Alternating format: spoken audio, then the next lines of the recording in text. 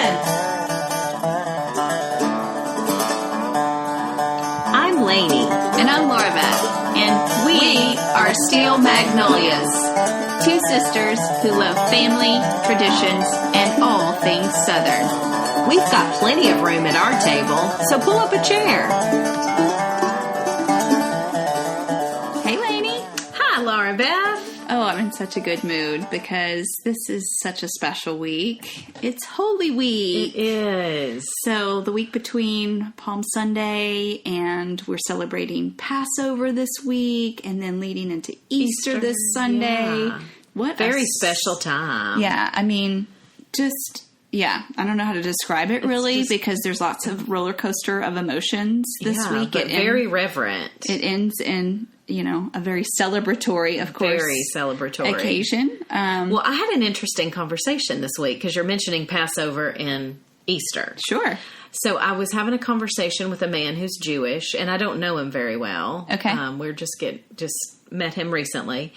And it was interesting because he was saying, well, I'll be celebrating Passover. And then he said, or Easter for you. Yeah. And I said, well, actually, I celebrate both. And his face was so funny. His eyes got real wide. And he said, you celebrate Passover? Yeah, I bet he was surprised. And I said, well, yeah, because that's, my forefathers in the faith celebrated Passover. Yeah. So, yeah, it's important to me, too. Yeah. And anyway, he went on to almost quiz me about my knowledge of what you would do at a Passover Seder. Yeah. And I think he was very shocked. I bet. I knew my stuff to know, he was realizing, she really does do this. But I think it's interesting, too, because when I was in my 30s, before I knew that a Passover Seder was what the meal Jesus was having with the disciples when he was breaking the bread. We call it the Last Supper in the Christian faith. And that was a Passover Seder. I didn't know that either. So it's kind of interesting that I don't know why there's not more connect of Jesus' Jewishness and what he was doing, what it is. Right? Yeah, we forget he was Jewish. So I think that's just kind of interesting. And it was such a fun conversation to have where I bet. We were feeling so the same. Well, and we've said here before, we're so old-fashioned, right? Yeah. We're preserving the good of the South, but we're old-fashioned in a lot of ways. A lot of areas of our life, and faith being one of those that we do want to appreciate, celebrate, and recognize. Honor the roots of forefathers. Where our faith comes from. Right. So that was kind of funny. And that includes celebration of Passover. And, I would guess that you could probably easily find different synagogues that are celebrating Passover. But there are Messianic congregations. True. Messianic Jewish congregations that will be celebrating. So don't leave their Jewishness, but yet recognize Jesus as Messiah. So those both exist. Both of those exist. And, we're probably I would say, the minority of those people that when they think Holy Week, think of both of those categories. But it is a special and very reverent, as you said, week. And that's what we wanted to focus on today. All things Holy Week, Passover, Easter. Yeah. And, I'm very excited about the flood of pastels that are about to sort of come into play. Now, it's still too early to wear your white shoes. Well, that's questionable on Easter. Well, on Easter Sunday, that's questionable. Is it given a pass? I think, those little children in white patent shoes. Yeah. With those. You don't have to hold off till Memorial Day. I think, that's kind of that's the rule. Well, you're such a rule follower. I am a rule follower. I am too. And I also even wondered what all categories, does a white cardigan or a white jacket have to be put off till after Memorial Day? I would put a hard yes on waiting on a white dress. Yes. Like any sort of a white summery looking dress. Yeah. Yes, I agree. Wait and wear that after Memorial Day. Do I even have white I don't shoes? have a white dress, but I have a white blazer jacket. Mm-hmm. And that'll be a Memorial Day. And I'll wait on that. Yeah. Yeah. I don't have any white shoes. I don't think I have white shoes now. White shoes are pretty That's kid. ish. I think right? so too. That's probably why I'm thinking. I picture that for a child on Easter, but not white ruffly socks and white patent leather shoes, or right? tights. Yeah, depending on how cold Easter is. In fact, that reminds me of how many Easters did I have a new dress I was excited about, and then ended up having to wear a jacket or a sweater over it. That's hard because in Tennessee we're borderline on what's the weather going to be on Easter. So Sunday best is a big deal. A lot of children and adults get something new to wear to church usually. I mean, there could be just a skipping of church and straight to an Easter lunch, but a lot of people go to church on Easter in the South, especially. In fact, there's kind of, jokes about people being like just Christmas and Easter, like they'll have funny little names of, churches prepare for the growth and the extra seats that are needed. And but I mean, what I was actually mentioning today to someone was, would they also be willing to find a bonnet or a fascinator and wear it with me? As an adult. Uh-huh. She actually, I don't think was thinking it was serious. Oh, okay.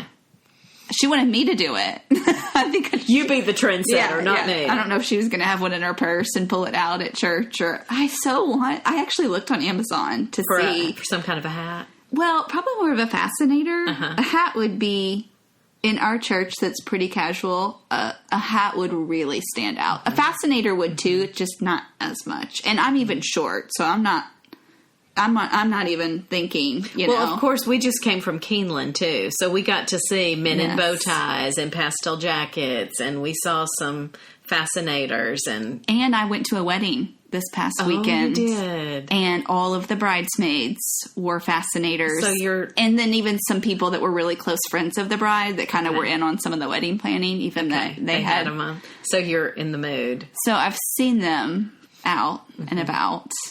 Some fascinators aren't very expensive. Like you could get one for like $20, $25. Yeah. So, I think of a hat and I think, that's kind of a commitment. Pricey. Yeah. And to only wear it a handful of occasions seems tough. But I haven't planned any Easter outfit. I've had too much going on to have a plan. But I have a hat or two that I could probably work around. You should build around the hat. Well, and the thing about a hat that's great is you can take it off. Yeah. Unless your whole outfit has really pointed to that. For me, my hair, often you can't. I mean, I could, but it's now I have a hat hair. So that's not actually really that easy to do. So anyhow. Well, I'm still on the fence. I'm still going to look for a fascinator, and I'm not sure what I'm wearing yet either. But as we were saying, Sunday best is a big deal. Yes. So, shine the shoes and iron the slacks and get the suit dry cleaned or whatever needs to happen and wear your Sunday best. Yeah, church in general has gotten so much more casual in dress that it is fun to dress up sometimes. Yeah. And Easter's the time to show it off. It is. I was also thinking, how when Christmas approaches, some of the radio stations turn like 24/7 Christmas carol music. Or Christmas music.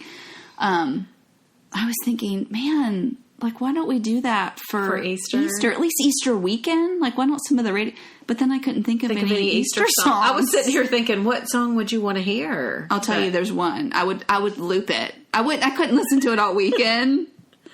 I have it in my notes here. It's Don Francisco, 1977. He's alive. And have you ever heard Dolly Parton do it? Well, that's what I was going to say. So I'm going to put in the show notes the link to Dolly Parton singing He's Alive at the 1989 Country Music Awards, where the screen comes up. Like, she sings probably 3 verses, and if you haven't heard the song, it builds like a story. It's amazing. So there's not even a chorus till the very, very end. That's how some of the old country songs, it seems like, were written. Almost like our mom had the album and listened to it so much. But that screen, she comes up in all her graciousness. And this was 1989, so this was Steel Magnolias here. This was a big year for her. So she comes up in all her, Dolly-ness. and just says, what an honor it is to sing this song. And I think she even says something like, as my mama would say, I hope it blesses y'all, Oh. So she sings all of these verses by herself, and then the screen comes up and there is a choir and they're just pelting it out. Those are the moments where I'm like, I want to be around a choir on Easter Sunday or, so I would loop that. But now, I was in a church. I went to church in Ireland with a girl that I knew, and there was a song that they were singing. That's right. And it sounded like a country song.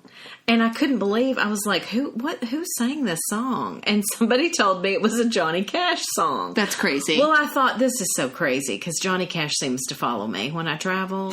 I hear his music everywhere. And it's just strange to me that I'm in Ireland in a church and they're doing a Johnny Cash song.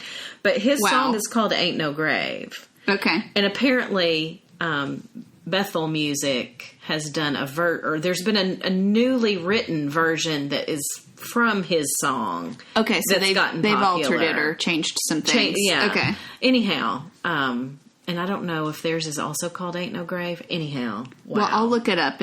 So there's our 2 songs for an Easter. We loop those Easter weekend. We got enough for a whole station. But it was a fleeting thought. It really was. But it made me remember the Dolly song. Well, it's not a Dolly song. But there's got to be lots of songs about Passover, and we know there's lots of songs about resurrection. So technically we could do a whole weekend. Well, I saw that the songwriters on that He's Alive were Alan Collins and Ronnie Van Zant.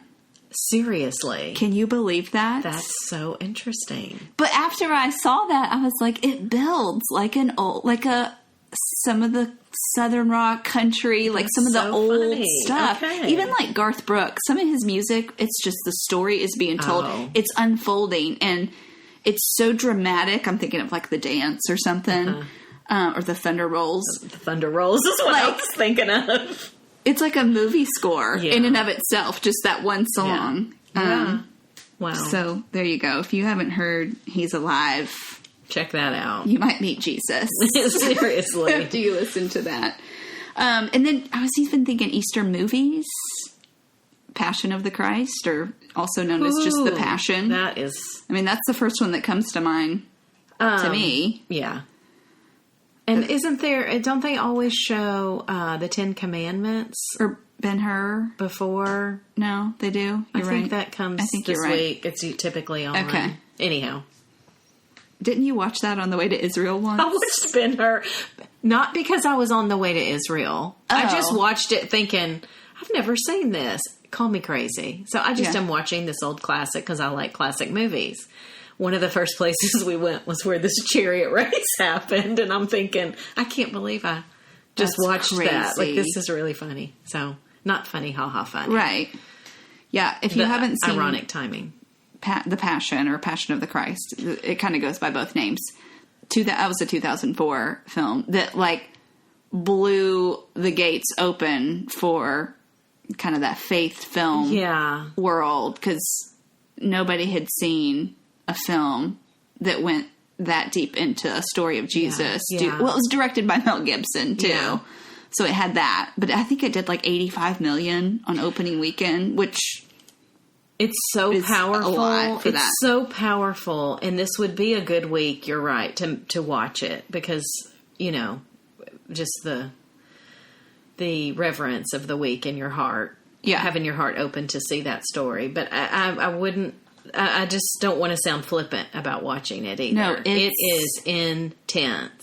Well, and we actually got to hear Jim Caviezel, who played Jesus in The Passion. We got to hear him share about it. I think it was just about a year after it came out. It was pretty fresh. It was pretty fresh. And do you remember he was 33? Yes. When he played the role. His initials are JC. Like, there was just so many things that were like, he felt like just such a connect to the role. Yeah. Yeah.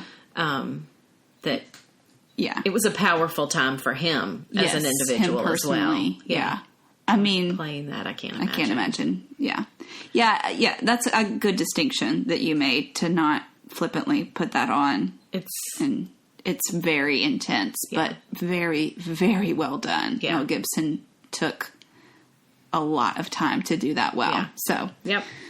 Okay. Well, I just wanted to touch on movies and music. Did you want me to talk Passover at all? Oh, yeah. I don't know. Yeah, no, let's talk about Passover and then just kind of, the sort of highlights of what you would expect at a Passover meal or. So typically they would be really in a home. Yeah.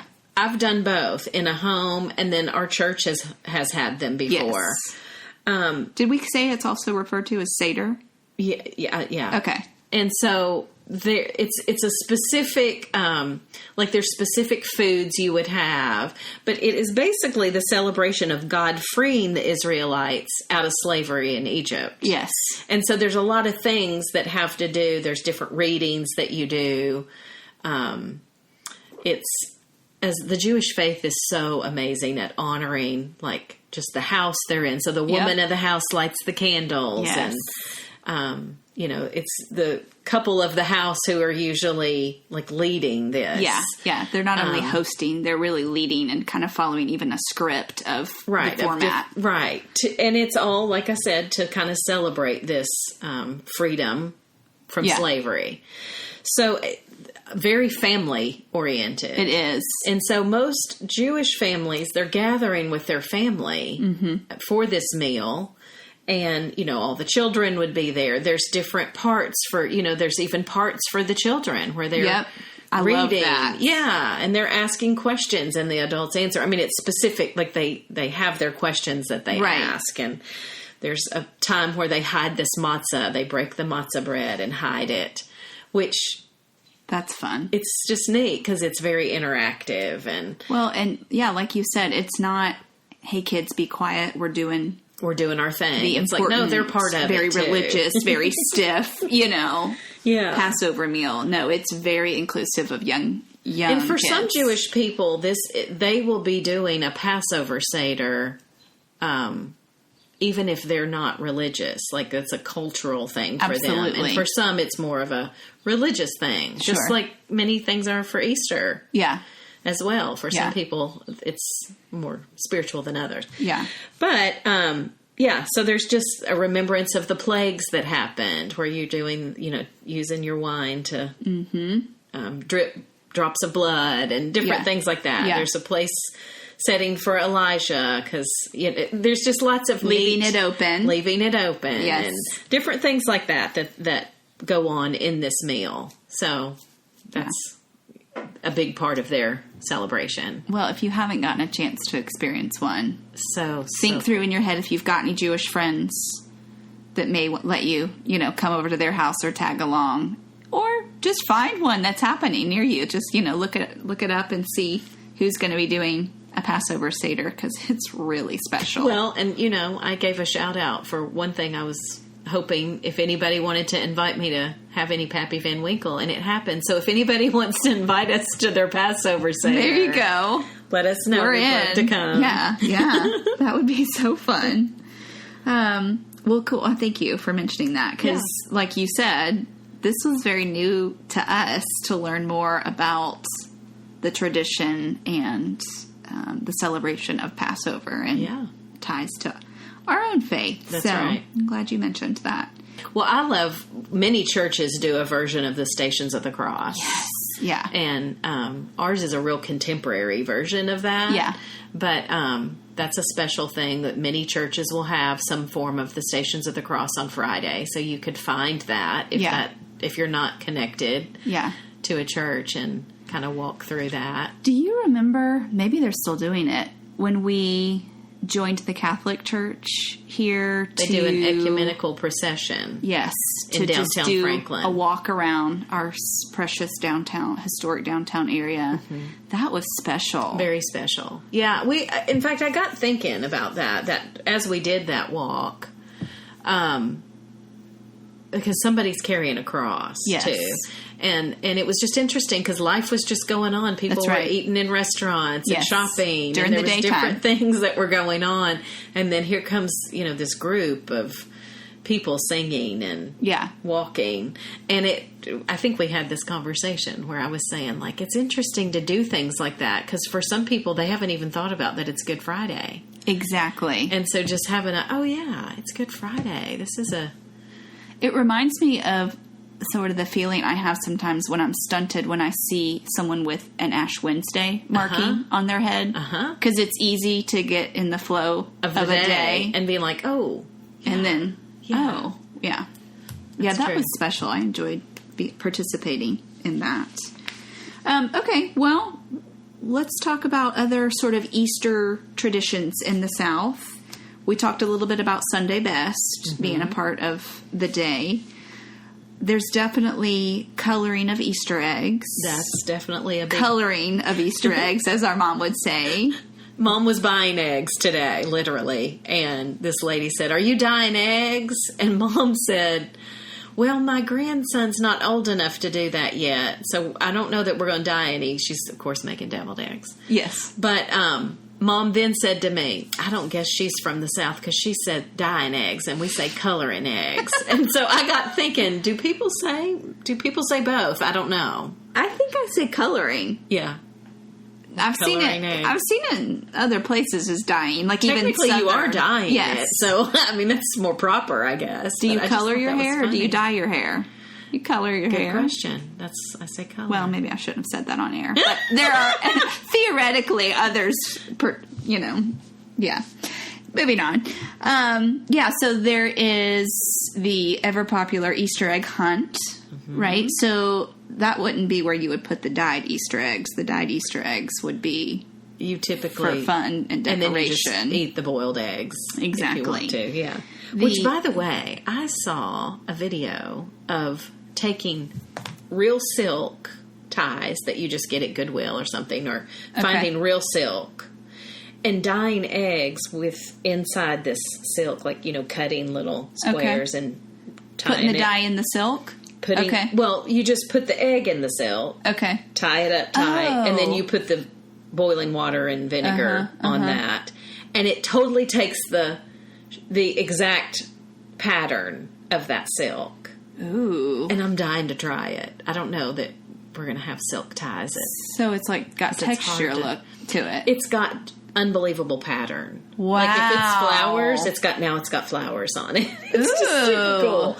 But, finding silk cheaply is not going to be an easy find. So I'm not sure about that part. But anyway, it was fun. I showed it to Mom and she was blown away. That sounds cool. Yeah. So fun. Well, I always, I give a lot of throwbacks to our namesake, Steel Magnolias. And if you've ever seen the film, there's definitely a southern egg hunt that happens towards the end. So if you're not sure what to expect in the terms of a larger scheme egg hunt, like a community egg hunt, you should at least take a watch in that part of the film. It's towards the end. But many courthouses will do Easter egg hunts, and then I even came across a couple. The Biltmore is famous apparently for their Easter egg hunts. Oh, can you imagine? That sounds amazing. So you do have to pay to go to go to it, and I think there's a couple of different ones. You know what I mean? Like, and so scheduled times. Yeah,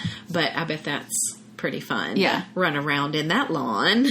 Absolutely. And there's another big one in Hernando, Mississippi, the Cedar Hill Farm. Ooh, Easter egg hunt. So anyway, there's a couple of southern fun Easter egg hunts. Well, usually the Easter egg hunt takes place at Grandma's house. That's typically where it's happening for our family this year. And it was funny, I mentioned to you, just plastic eggs will do. Since they don't even have to have anything in it. Like, he'll be excited. I was corrected by my husband, though. He said he does want candy. That's funny because, I said I wanted to get creative so that Jacob wouldn't get too much candy. But I guess there's always Philip to help with that.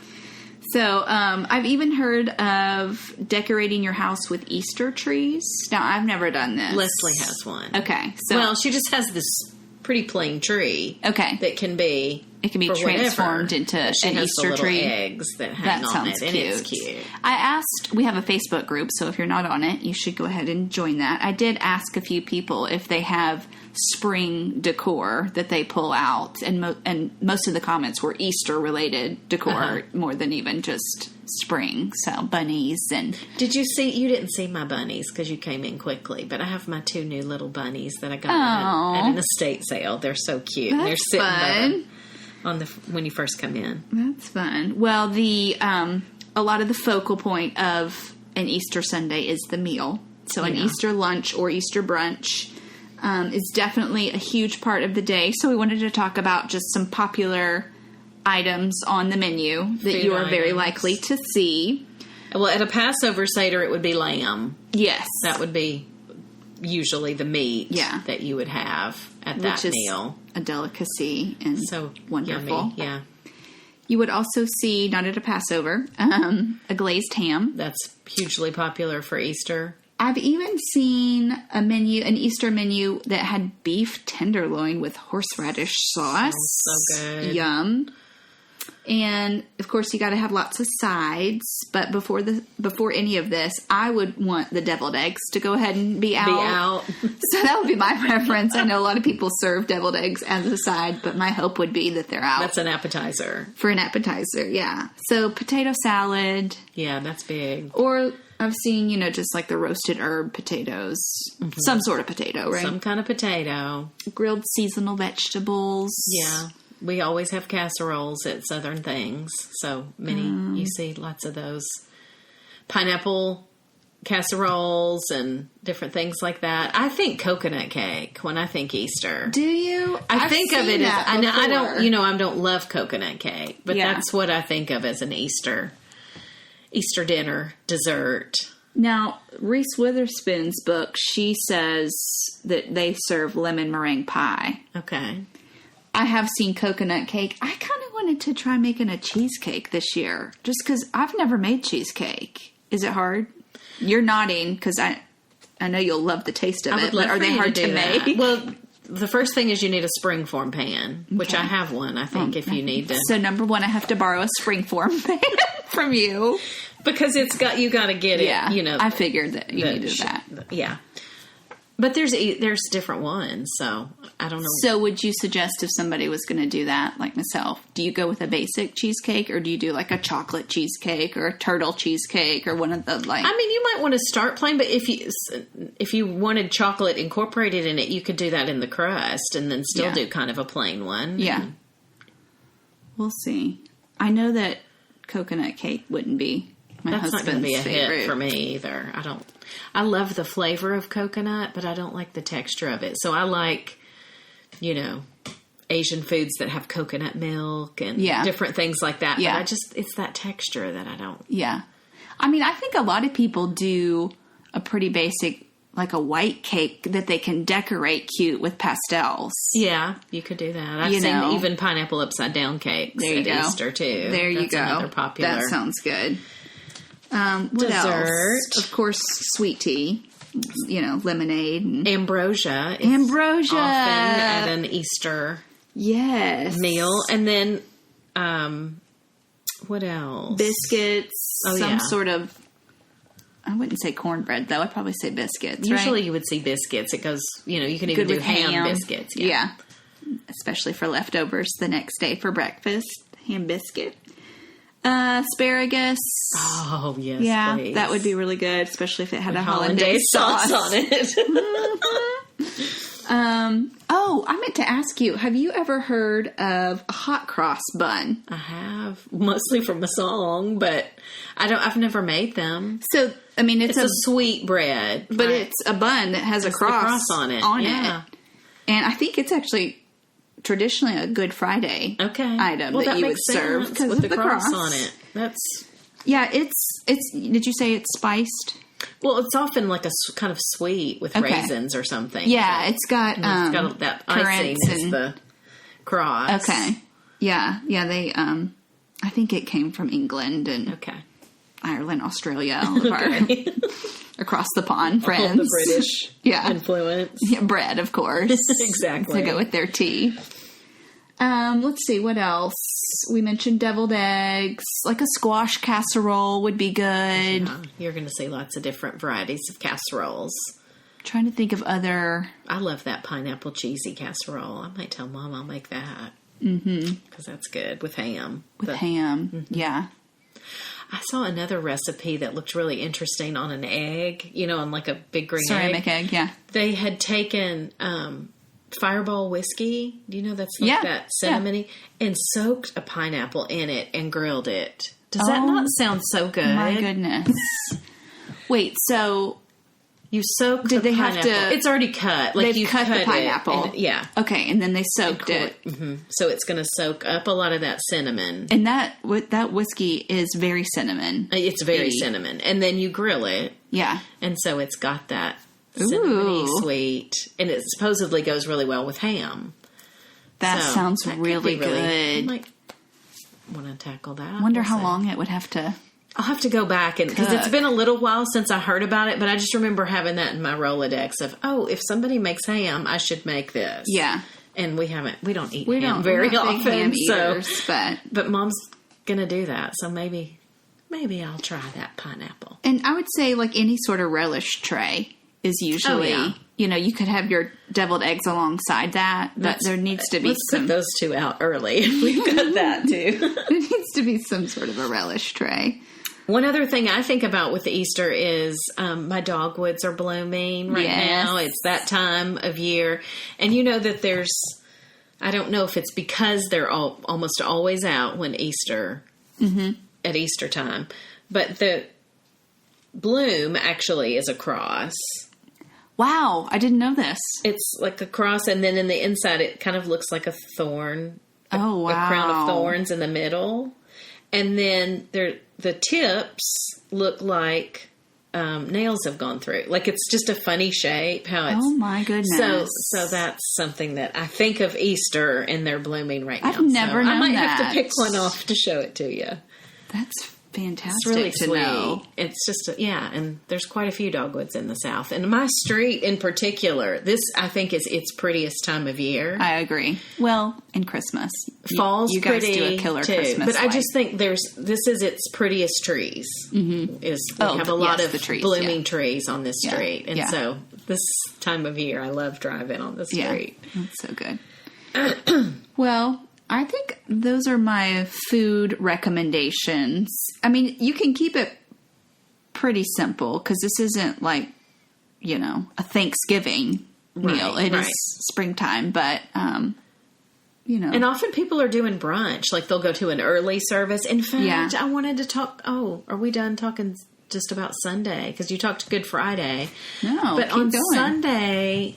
We used to, when I was younger, we always went to a sunrise service. Now, we were going up to East Tennessee when our parents still had family there. And so there was often a sunrise service in the cemetery. And it was like 6 a.m. Right. Start time. Sunrise. So like real sunrise, yeah. So I'm pretty sure I grumbled every single year. Yeah. Having to go. And then I would get there, and it's such an amazing thing to watch the sunrise as you're pondering that the tomb was empty. Yeah. Like, it's just really special. Would you wear Sunday... You had your whatever. Sunday frillies that early? I don't remember, because that's been so long since we used to do that. But I don't remember if we went. I guess we would have gone back home, and then you would get dressed for the more. Okay. Do you remember traditional Easter Sunday sunrise service at Stone Mountain? So that's hilarious because we were dressed nice. We were dressed and I even remember what I had on. I remember what shoes I had on. I don't remember what the rest of the outfit was. So we go because Stone Mountain does a big sunrise service up on the top of the mountain. In Georgia, yeah. In Atlanta, Georgia. And there is you can ride up to the top. You don't have to walk to the top when you go to Stone Mountain. Well, that's not running for sunrise service. So we had to walk up the mountain in our... We didn't realize that, though. I mean, I don't even remember how long it took me to realize we're not walking to the lift. We're like on our way up the mountain. Yeah. And then when we got up there, it was awesome. Glory. It was awesome. Like guitar playing But we had some I know I had slick shoes on. Yeah. I had a linen pantsuit on. It was pale yellow and I loved it. So, it was pale yellow linen pantsuit. Moral of the story, if you're going to a sunrise service, make sure you know the setting before you head out the door. That's hilarious. I hadn't thought about that in a while. Yeah. Yeah, but it's a special, sweet time. It is. Well, celebration. Wherever you end up on your Easter week and your Holy Week, I do hope that you know that we appreciate you. We love inviting you into our home and joining with us each week. And He's alive, and I'm forgiven. Heaven's gates are open wide. We'll see. I wish we had Dolly here to sing. I do too. So we'll see y'all here next week, and y'all have a wonderful Passover and Easter.